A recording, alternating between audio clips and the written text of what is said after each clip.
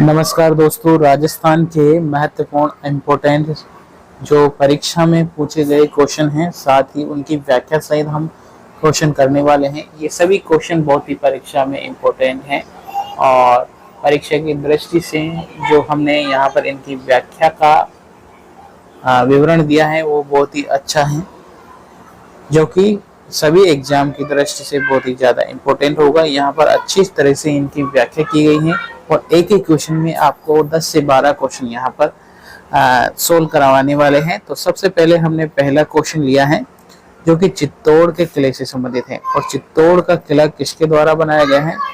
चित्तौड़ का किला किसके द्वारा बनाया गया है, ऐसा क्वेश्चन है। और इसमें ऑप्शन है आपका चित्रांगन मौर्य, बप्पा रावल, कुंभा या रतन सिंह। ये चार ऑप्शन आपके सामने हैं और चारों ऑप्शनों के अब देखते हैं आंसर। तो सबसे पहले हम इस क्वेश्चन का आंसर देख लेते हैं।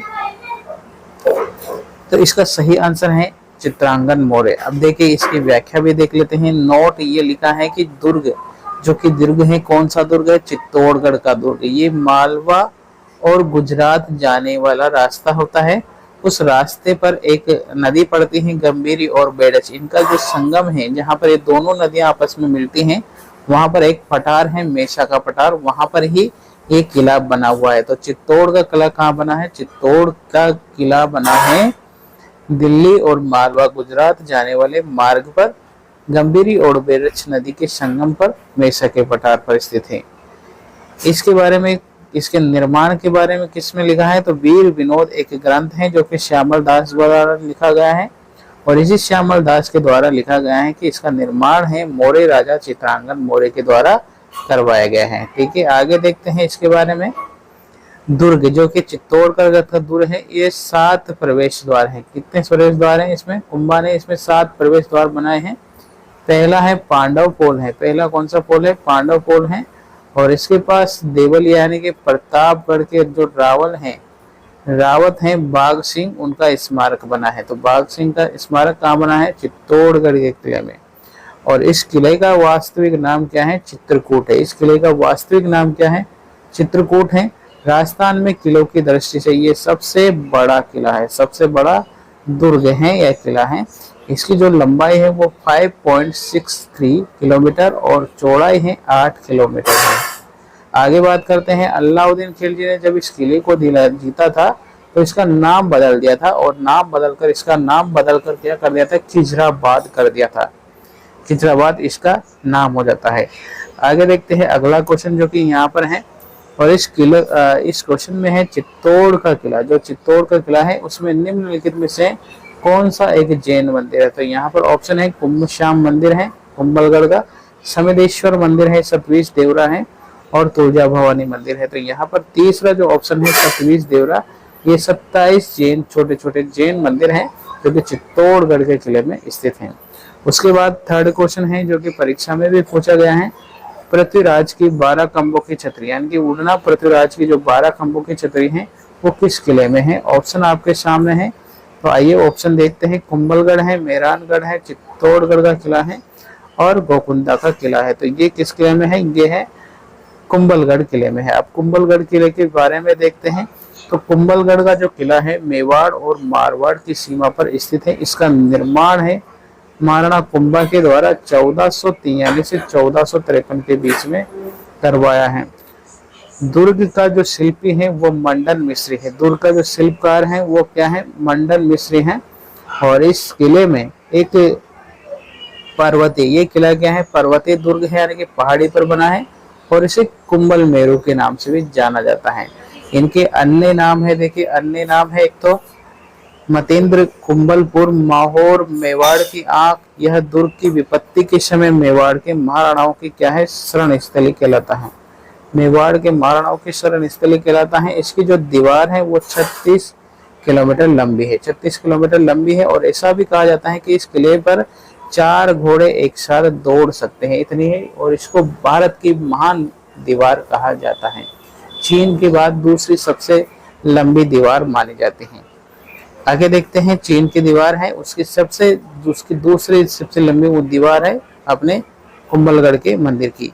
इस दुर्ग पर इमारतें कौन कौन सी है? एक तो झाली बावड़ी है, मामा देव कुंड है, कुंभ श्याम मंदिर है, विष्णु मंदिर है, कुंवर पृथ्वीराज स्मारक है, यानी कि 11 खंभों की छतरी यहाँ पर स्थित है।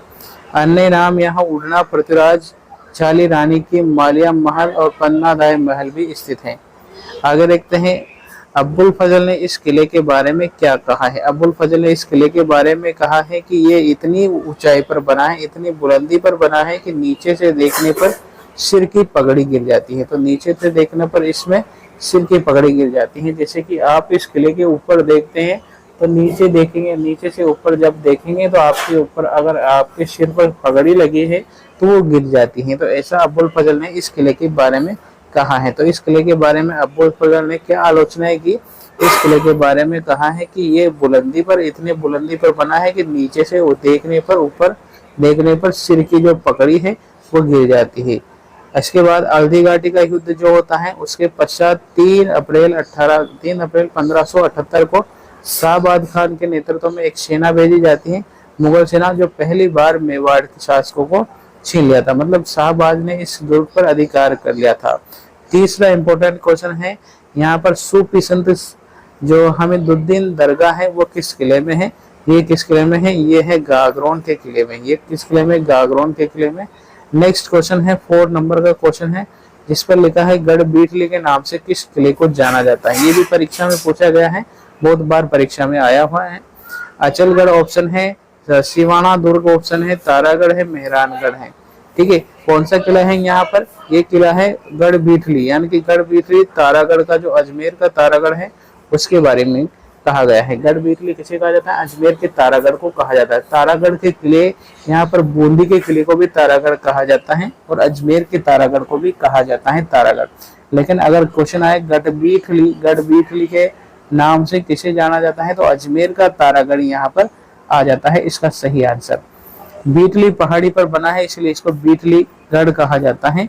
इस दुर्ग का निर्माण अजमेर का जो संस्थापक है अजयराज चौहान के द्वारा 1113 में इसका निर्माण करवाया गया है। तो ठीक 1113 में इसका निर्माण हुआ है और बीटली पहाड़ी पर स्थित है। और किसने बनवाया है, यहाँ अजय संस्थापक है अजमेर का। अजमेर की स्थापना किसने की है, अजयराज के द्वारा। और इस किले का निर्माण भी किसके द्वारा करवाया गया है, राजा अजयराज के द्वारा। मेवाड़ महाराणा रायमल का पुत्र है पृथ्वीराज की पत्नी का नाम था तारा और उसी के नाम पर इसका नाम पड़ा है तारागढ़। ठीक है, तो मेवाड़ के महाराणा कौन थे, रायमल थे, उनके पुत्र थे पृथ्वीराज की पत्नी का नाम था तारा, तो तारा के नाम पर इसका क्या नाम पड़ा, तारागढ़ का किला। आगे देखते हैं इस किले में जो समुद्र तल से इसकी जो ऊंचाई है वो 2855 फीट ऊंचाई पर है। अन्य नाम इनके क्या है, अन्य नाम है गढ़ बीटली इसका नाम है। राजस्थान का जिब्राल्टर भी कहते हैं, पूर्व का जिब्राल्टर विशव हेबर ने कहा है। और दुनिया का दूसरा जिब्राल्टर किसे कहा गया है, इसे ही कहा गया है, जो कि लॉर्ड विलियम बेंटिंग के द्वारा कहा गया है। दुर्ग के भीतर मीरान शाह की दरगाह है। तारागढ़ के प्रथम मुस्लिम गवर्नर मीर सैयद गिरसवार की है।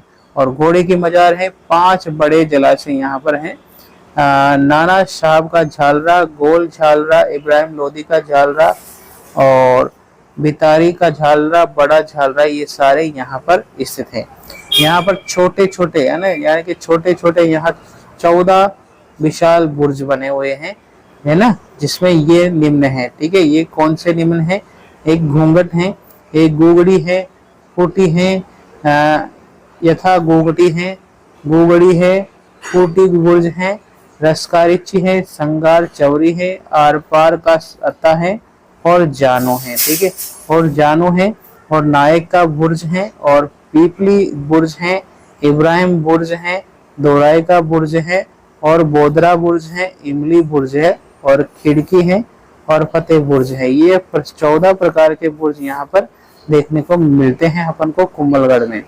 अगला क्वेश्चन आ जाता है मारवाड़ का भोला बिसरा नायक किसे कहा जाता है। तो मारवाड़ का भोला बिसरा नायक किसे कहा जाता है, ये कहा जाता है भाई राव चंद्रसेन के द्वारा। पहला ऑप्शन यहाँ पर राइट हो जाता है, मारवाड़ का भोला बिसरा नायक। अब राव चंद्रसेन के बारे में देखते हैं। राव चंद्रसेन का जो शासन काल है वो 1562 से 1581 ईस्वी है। राव चंद्रसेन को क्या क्या नाम से जाना जाता है? महाराणा प्रताप का पथ प्रदर्शक। महाराणा प्रताप का क्या है? पथ प्रदर्शक। और मारवाड़ का प्रताप भी कहते हैं, मारवाड़ का भोला बिसरा नायक भी कहते हैं, और प्रताप का अग्रगामी भी कहा जाता है, जो कि बहुत ही इंपॉर्टेंट है परीक्षा की दृष्टि से और पूछे गए हैं बहुत बार। इंपॉर्टेंट है ये कि किसे कहा जाता है महाराणा प्रताप का अग्रगामी। मारवाड़ का भोला बिसरा नायक किसे कहा जाता है? मारवाड़ का प्रताप किसे कहा जाता है? महाराणा प्रताप का पथ प्रदर्शक किसे कहा जाता है? तो ये सब किसे कहा जाता है? राव चंद्रसेन को। और ये इंपॉर्टेंट है। मालदेव ने अपने ज्येष्ठ पुत्र राम सिंह को अपने राज्य से निष्कासित कर दिया था और द्वितीय पुत्र उदय सिंह को राज सिंहासन से वंचित कर दिया था और उसके बाद राव चंद्रसेन को उत्तराधिकारी नियुक्त कर दिया था। यानी कि मालदेव के कितने पुत्र थे? 3। एक तो राम सिंह जो ज्येष्ठ पुत्र था वो राम सिंह था, दूसरा पुत्र था उदय सिंह। राम सिंह को यहाँ पर राज्य से निर्वासित कर दिया था और उदय सिंह को राज सिंहासन छोड़ने को कह दिया था, वंचित कर दिया था। और राज सिंह यहाँ पर, राव चंद्रसेन यहाँ पर शासक बनता है मारवाड़ का। मालदेव की मृत्यु के बाद चंद्रसेन राजा बनता है और राम सिंह ने 1564 में अकबर के दरबार में उपस्थित होकर चंद्रसेन के खिलाफ सहायता मांगी थी। अकबर ने हुसैन कुली खां के नेतृत्व में एक सेना भी भेजी थी जोधपुर में और उसे जोधपुर पर अधिकार भी कर लिया था। उसके बाद जो राव चंद्रसेन जोधपुर में थे वहां से कहाँ चले गए? भाद्रजोड़ा चले गए। वहां पर मुगलों से संघर्ष करते रहे और सेना इकट्ठा करते रहे। उसी के बीच में नागौर दरबार का आयोजन अकबर के द्वारा करवा दिया जाता है और 1570 में नागौर दरबार आयोजन होता है। और इस अकबर के द्वारा नागौर दरबार का आयोजन किया, इसमें इसका मुख्य उद्देश्य यही था कि यहाँ के जो राजा महाराजा हैं उनसे अधीनता स्वीकार करवाना, यानी कि राजा महाराजा होते हैं उनसे अपनी अधीनता स्वीकार करना। तो सबसे पहले देखिए, जैसलमेर के हर्राय, बीकानेर के कल्याण सिंह और उनके पुत्र राम सिंह और उदय सिंह, मोटा राजा उदय सिंह और चंद्रसेन का बड़ा भाई जो कि राम सिंह था, अधीनता स्वीकार कर ली थी। और राव चंद्रसेन भाद्रजोड़ा से नागौर आए लेकिन दरबार में उपस्थित नहीं हुए। तो ये सभी राजा जो नाम लिखे हुए हैं, हर्राय हैं, कल्याणमल हैं, ठीक है, राय सिंह हैं, उदय सिंह, मोटा राजा उदय सिंह हैं और राम सिंह का जो चंद्रसेन का जो बड़ा पुत्र था वो है, ये नागौर दरबार में उपस्थित हुए और इन्होंने अकबर की अधीनता स्वीकार कर ली। उसके बाद जिसमें अकबर नाराज हो गया। अब यहाँ पर अकबर जो भाद्रजोड़ा चला गया, राव चंद्रसेन सभा में नहीं आया, तो वो क्या हो गए? नाराज हो गए। अकबर क्या हो गए? इनसे नाराज हो गए। 1581 में भाद्रजोड़ा पर वो जीत लिया। भाद्रजोड़ा पर भी उन्होंने क्या कर लिया? अकबर ने अधिकार कर लिया। अकबर ने वहां पर सेना भेजी और सेना के बाद में क्या हुआ? भाद्रजोड़ा पर भी अधिकार कर लिया। वहां से राव चंद्रसेन सिवाना दुर्ग चले गए और सिवाना को अपनी राजधानी बनाया। वहीं से सेना इकट्ठी करने लगे और 1574 में अकबर ने राय सिंह का नेतृत्व में एक और सेना भेजी और वहां पर सिवाना दुर्ग पर भी अधिकार कर लिया। उसके बाद देखिए कि अकबर ने नागौर दरबार के समय ही 1570 में ही एक शुक्र तालाब का निर्माण करवाया था, क्योंकि यहाँ पर नागौर दुर्ग में क्या हो गया था? अकाल पड़ गया था और अकाल राहत कार्यक्रम के दौरान ही अकबर ने क्या करा? एक शुक्र तालाब का निर्माण करवाया। उसके बाद 1572 में बीकानेर के राय सिंह को जोधपुर का सूबेदार नियुक्त कर दिया और इसी के साथ ही यहाँ पर अकबर का विरोध करते हुए राव चंद्रसेन जीवन भर, जो चंद्रसेन है वो जीवन भर भटकता रहा और अंत में सारण की जो पहाड़ियां हैं सोजत पाली में, वहीं पर उनका निवास रहा और वहीं पर उनकी मृत्यु हो गई। तो सारण की पहाड़ियों में उनका मृत्यु हो जाती है। राव चंद्रसेन राजस्थान का पहला जो वीर नायक था जिसने अकबर की अधीनता स्वीकार नहीं की थी और अपनी स्वाधीनता के लिए चुनौती दी थी। 1581 से 1553 में जोधपुर में खालसा नियुक्त कर दिया। उसके बाद अगला क्वेश्चन आता है, निम्नलिखित में से किस सिंधु सरस्वती सभ्यता में महत्वपूर्ण केंद्र रहा? तो सिंधु सरस्वती सभ्यता का मुख्य केंद्र था कालीबंगा सभ्यता। अब कालीबंगा सभ्यता के बारे में देख लेते हैं कि कालीबंगा जो सभ्यता है एक कांस्य युगीन सभ्यता है। यहाँ पर कांस्य युगीन सभ्यता मानी जाती है और ये मुख्य रूप से हनुमानगढ़ जिले में स्थित है घग्गर नदी के किनारे। यहाँ पर एक नदी बहती है घग्गर नदी, और इसी घग्गर नदी का जो पूर्व नाम है वो है सरस्वती।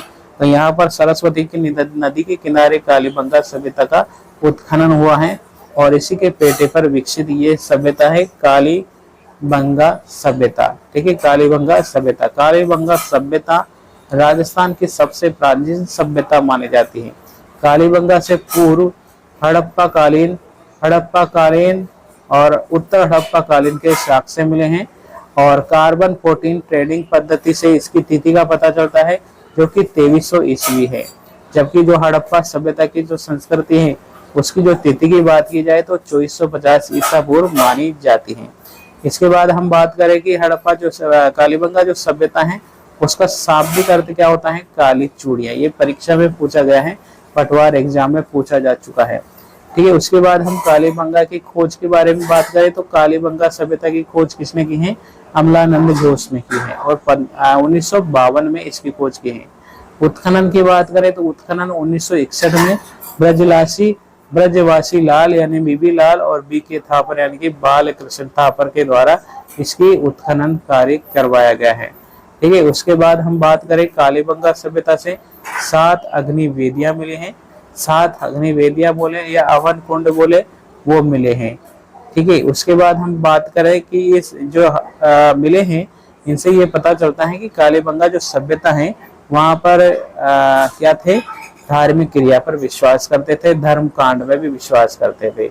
कालीबंगा से जुते हुए खेत के प्रमाण मिले हैं, और ग्रिड पैटर्न पद्धति पर कृषि का प्रमाण भी मिला है। यहाँ से जुते हुए खेत के अवशेष मिलने के साथ ही यहाँ पर विश्व का जुते हुए खेत का सबसे बड़ा प्रमाण यहाँ से मिले हैं, और भूकंप और जौ की खेती और गेहूं की खेती उगाने के प्रमाण भी यहाँ से मिले हैं। 2-2 फसलें उगाने के प्रमाण मिले हैं यहाँ पर, जिसको ग्रिड पैटर्न के नाम से जाना जाता है। कालीबंगा से प्राप्त जो सेंधव लिपि है मृत पात्र पर लिपि की गई है, और इसको ओवरलैपिंग से यह सिद्ध होता है कि लिपि दाहिने से बाइने ओर लिखी जाती है, दाहिने से बाइने ओर लिखी जाती है। इसकी जो राजधानी है इसको हड़प्पा सभ्यता की तीसरी राजधानी कहा जाता है। उसके बाद कालीबंगा 2 भागों में विभाजित था। पहला जो भाग था उसको दुर्ग, और जो निचला भाग था उसको नगर कहा जाता है।